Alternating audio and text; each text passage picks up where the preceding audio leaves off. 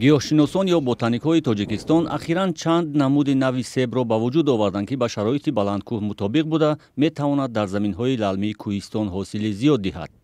این یکی از ده‌ها اختراع سلکسیونی یا بهترسازی نوع زراعت است که در باغ‌های پژوهشگاه باغپروری و زراعتکاری اکادمی علم‌های کشاورزی تاجیکستان انجام داده می‌شود.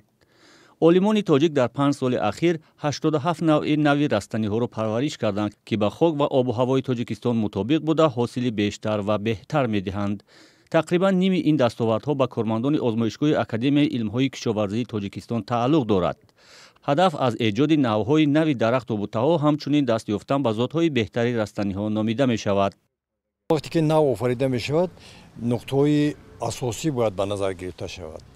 و شرایط اقلیمی جمهوریمان باید مطابق باشد. همین باز با همون موضوعهایی که در آنجا با پرورش این یا آن درخت میوه دهنده باشد، زراعت سبزیجاتی باشد و کارتوشکا موافق باشد. زیرا که ببینید حاضر ما در سطح 920 متر از سطح بر اگر جایگیر باشیم، تصور کنید که در بلندی 2500 متر آیا همین نو پرورش کرده می شود یا نه؟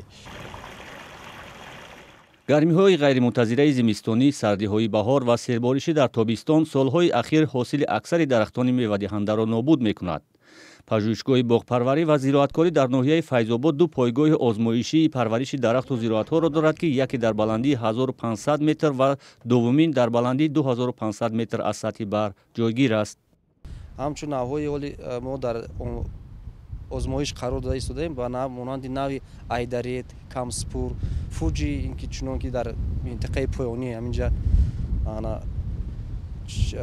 تحت آموزش قرار دارند.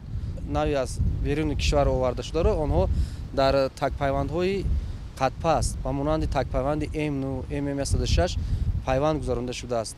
حالا در این پایگاه 90 نوع چهارمغز، 25 نوع سیب و چندین نوع‌های نوک و گیلاس و دیگر درختان میوه‌دهنده پرورش و آزمایش می‌شود.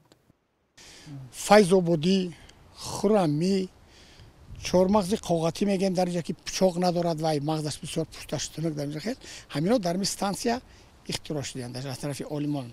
ما مثلا در استانسیا پرورش می‌یابد نوع‌های چهارمغزی که یک ماه دیرتر از چهارمغزهای تک‌جویی بیدار میشوند.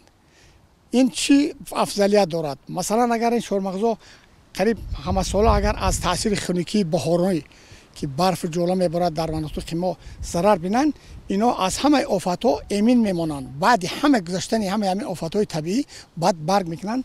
من در مثالی که در پیش ما هم چهارمغز هستی.